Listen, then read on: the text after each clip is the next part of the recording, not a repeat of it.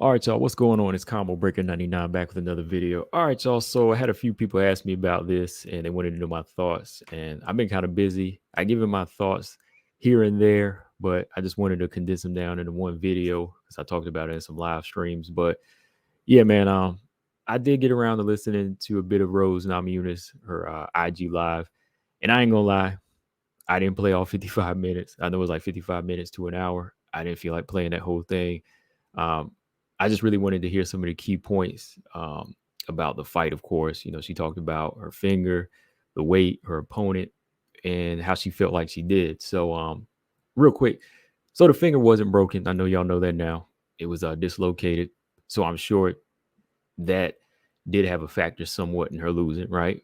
But to me, I can definitely see I can see that now, because I talked about her having to make adjustments, which I still think she should have done. I think with the right corner advice, she should have come through with, another game plan. But I know that it really factors in whenever your style is mainly stand up. Rose, her main go to is striking and her timing. And when she couldn't really make a fist, it would kind of throw off her game because she is that type of fighter that looks for perfection. And, sometimes she can be broken mentally in certain situations. So, I know that kind of did affect her. But when she switched to Southpaw, she was effective. She was being effective when she switched to Southpaw. Her left hand started landing. But to me, I think they should have had more of a game plan to get takedowns. But she just didn't have that ability to get Manon to the ground because of the size factor, which to me shows that Manon, the fans, and even Aaron Blanchfield weren't wrong. When they called out her size, they weren't being wrong. They weren't wrong about it. Rose, she made the weight, but she was still the smaller fighter. And she seemed to get a little salty at Manon for saying she was smaller. And she seemed salty about a few other things, which I'll probably talk about some other time or not, but it's true. And I knew that size would be a factor in this fight. Even if it wasn't, even even if the person that she's fighting wasn't like a physical, like grappling type of opponent, it was still going to be that type of fight where you would see size play a difference. Manon's power and her takedown defense were going to be issues for Rose. So for Rose and the fans, to not really acknowledge that, it shows you that there probably will be a problem for her at 125 unless she takes the right approach. So some people ask me, should she stay at 125 or should she go back to 115? I mean, really, she could go back to 115 because, like I said the other day, I heard wrong where Rose said she had rough weight cuts. A lot of people said she didn't have rough weight cuts. They said that she always made weight. I thought I heard wrong, but I thought I heard right, but I guess I heard wrong with that. That Rose does have a pretty easy time making 115. So I think that that's still a weight that she could go to. But if she stays at 125, honestly, I think the overall size wouldn't be an issue for Rose if she goes through the right process and moving up. Jumping right into 125 against the top contender, that wasn't a good idea. Even if you are a champ in a lower weight class, especially if your frame and your skill set is not really strength and grappling based. All right. Maybe if she was like a little bit heavier and she had more power and like she was more of a come forward fighter that like to get on the inside and wrestle, maybe then she would be able to jump in and take on a big opponent like Andrade taking on Chikagan, right? Of course, with two hands again, she may have tried a bit more counters in this fight, and it could have went a little bit closer, a little bit. But in my opinion, I think the result would have been the same. And I still think the result would have been the same. Manon still would have controlled the fight. She still would have won because she would have had difficulty taking her down. Again, the fight would have been different too if there wasn't a headbutt. Dislocated fingers and cuts, they can change the whole texture of a fight. It's all about still trying to find a way to win, finding that adjustment in you that where you can win. Size and skill of Manon balanced out. Balanced out. The good big fighter always beats the good little fighter. So with that being said, if Rose chooses not to go back down, which she said she's not going to do, she has to take somewhat of a Alexa Grasso approach. Somebody asked me that question is like, so what should she do? What should she do if she stays in 125? Well, to me, she's going to have to humble herself and take a bit of Alexa Grasso approach. I don't think she has to start as far down as Alexa Grasso, since she does have the champion mindset and the experience, but she would need at least like 2 fights against lower ranked fighters before she steps in with any of the top 5 fighters again.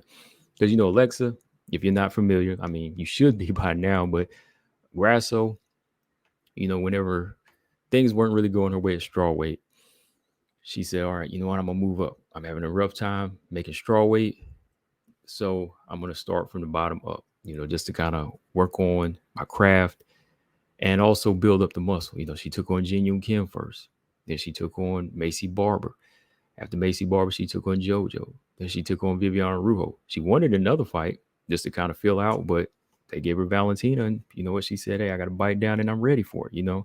So all the while, she just made sure that she was putting on the right amount of muscle mass, filling into the weight, and building up her skills. And that's what I'm saying. It doesn't even have to be the toughest competition for Rose. It's just a matter of getting acclimated to the weight and moving around and finding your rhythm with the new weight, within the new weight class, and getting used to moving with extra pounds and muscle. And I think she was on the right path with her grappling and wrestling, behind the scenes, but it needs to be tested against the UFC flyweights, not just in grappling tournaments, but in training, but you actually have to be testing it against these other flyweights, Lauren Murphy, Caitlin Kagan, Macy Barber, somebody like that, Jennifer Mai. She just needs to fight some of those lower fighters to try to, acclimate her skills and again change her movement, since since her speed is going to be different at 125. The overall movement's going to be different. You just got to tweak some things and grow into the division. I think those are the real keys for Rose, not just feeling like, oh yeah, me taking on a big challenge that's scary is what's going to motivate me. That's good. You got the motivation, but you still have to have the technical skills to take on these bigger flyweights. So when Manon calls Rose out and say, yeah, it turns out she was small, it wasn't really a diss. I mean, again, like I said, there was a headbutt on one side, dislocated finger. So it just came down to little handicaps in this fight that kind of made it play out. But in the end, Manon was still in full control of the fight. That's just how I saw it. So I think, Rose, had she had filled out, maybe fought a couple other fights at flyweight, she'd be used to handling big fighters, because again, Manon, even though her weight cut is rough, when she moves back up, or when she gets into the fight and her weight comes back on, or goes back up, her speed and her timing is already going to be accustomed to the division, So again, Rose, just take a couple of fights, fill it out, fill the body out, and just see where it goes from there. I don't think that it's a situation where she can jump right back in and take on another top 5, and it's going to be going her way, minus an injury. Another example is like Terence Crawford. Terence Crawford, before the Errol Spence fight, Bud, he took on like 7 fights at 147. He was in the welterweight division for like 5 years. Bomac and Bud, I think they really had that planned out to kind of grow into the division. They made it sound like they wanted to fight Errol right away, but all the while, they were always like working on the craft behind the scenes, but taking on stay busy fights. Even if it wasn't the best competition, they was always working on their skills to just feel, just get acclimated and make sure his body fills out. Terence Crawford, that is. They were always putting on that muscle and that physical strength, because Terence, even in the lower weights, he was always naturally strong. He comes from that wrestling background. He's naturally strong guy. So they just took their time and let his body fill out over the 5 years before that Errol fight. And then boom, you see how he handles Errol Spence, right? So yeah, I think something similar can be done for Rose. Not saying Rose has to do that long at flyweight. I don't think she has another 5 years in her, but she's gotta fill out. I think that's the only way she competes with these bigger fighters like Aaron, Manon, and Tyler Santos. Shoot, even Alexa Grasso. I think that if Alexa Grasso and Rose fought, I think Alexa would have the strength advantage. Of course, she's a little bit more muscular too.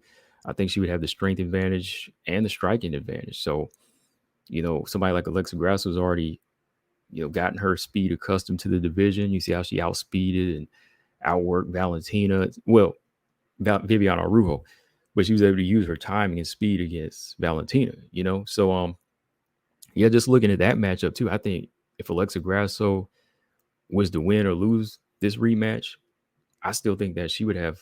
I still think she would be a tough fight for Rose on the feet or in the clinch, and probably beat her. And that would just show you the progression that Alexa Grasso made up the rankings, to make sure that she was ready for this weight. So I think Rose needs to take somewhat of an approach. She don't got to start all the way down, but she might need to fight two of the lower top tens again, like a Chikagan, Jennifer Maya, or Lauren Murphy. Just to get her body accustomed to the weight. So yeah, that's how I see that situation. If Rose doesn't plan on moving back down and she wants a challenge, she just has to say, you know what? Let's get this body right. Let's feel it out. Let's put on a little bit more muscle and just get ready for what's to come at 125, because she mentioned a rematch with Manon that she wants to get back at her at some point. It won't happen in the next fight. Maybe in another 2-3 fights she could catch up. But if she was to fight Manon again, I think Manon would be a little bit more comfortable. Granted, Rose would have two hands in that fight, but I still think Manon would probably go after and probably finish her if they fought again. But there's no purpose for a rematch right now. Because right now I see Rose having to go back, fill out, and let Manon move on to possibly challenge the winner of Grasso Shevchenko next. All right. So that's my thoughts on that, guys. I just think that, yeah, Rose has to go through a bit of a process. You just can't jump up, take on the best. I mean, I commend her for, trying to take on the bigger challenge right away. But sometimes it's not just a motivation thing. I mean, you just have to say, let me work my way up and find the motivation somewhere along the way. All right, guys. So let me know y'all thoughts. I just wanted to drop this one. I know it's been a few days since she did this IG live, but some people asked me about it. But yeah, there's a process to it, guys. I think Rose could do well at 125, but it's a process like Alexa Grasso already showed us. So let me know, guys, what y'all think. Combo Breaker 99. I'm out. Subscribe. Peace.